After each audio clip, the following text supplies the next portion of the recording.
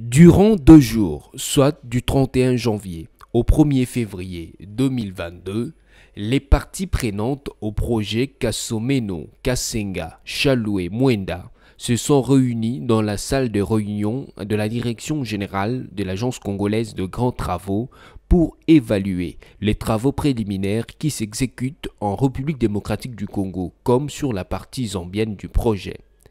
Janine Otto est la conseillère du ministre des Infrastructures en charge de ce projet.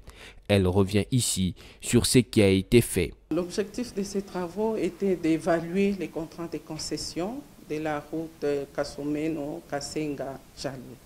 Et au cours de cette réunion, les ministères ont été représentés parce que les travaux en question regroupaient les trois entités. Il y a les ministères des infrastructures et travaux publics, il y a la CGT, les grands travaux en tant que maître d'ouvrage délégué, et il y avait aussi la participation des non-partenaires.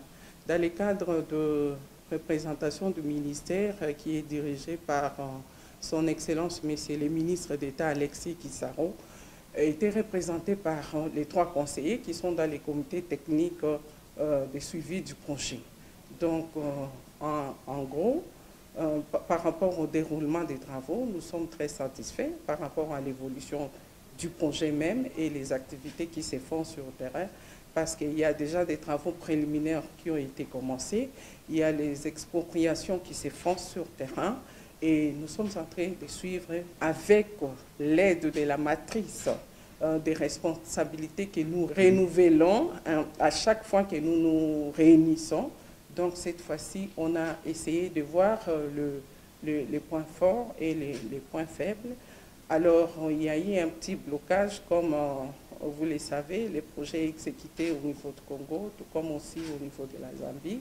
Et de l'autre côté, parce que nous avons signé les protocoles d'accord il y a l'année passée au niveau de Lubumbashi. Maintenant, nous étions un peu bloqués. Si les travaux ont ralenti, c'est parce qu'au niveau de la Zambie, il y a eu changement au niveau des autorités du pays. Alors, comme il y a tout changement, il faut d'abord laisser les nouveaux venus s'asseoir, s'imprégner des réalités de la situation du pays et voir quelles sont les priorités qui étaient en cours, tout ça.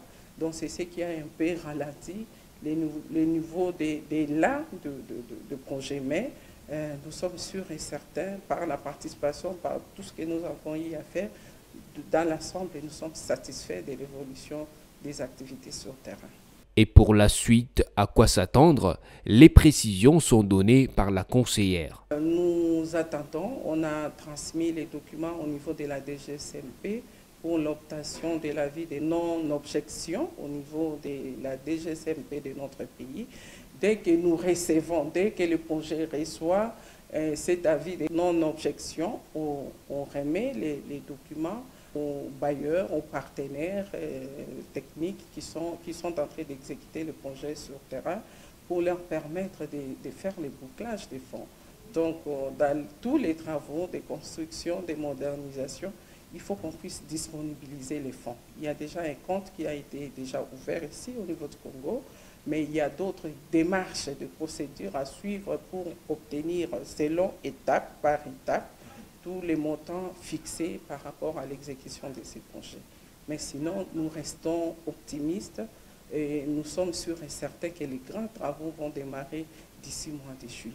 Et nous saisissons cette occasion pour remercier ces partenaires-là qui ne ménagent aucun effort jour et nuit pour la concrétisation de ces projets. Nous remercions aussi la CGT en tant que maître d'ouvrage délégué qui s'implique, qui est sur terrain à tout moment, il suit et tout ça, il nous fait rapport au niveau du ministère et ensemble, nous savons que ce projet-là va aboutir pour l'intérêt du pays et pour l'intérêt de la population. À noter que le projet prévoit la construction d'un pont à Oban de 345 mètres de portée sur la rivière Luapula à hauteur du village Chaloué et l'asphaltage de la route Kasomeno, Kasenga, Chaloué, Mwenda. Côté congolais, la RN 35 sera bitumée et prolongée jusqu'à Chaloué sur 91 km.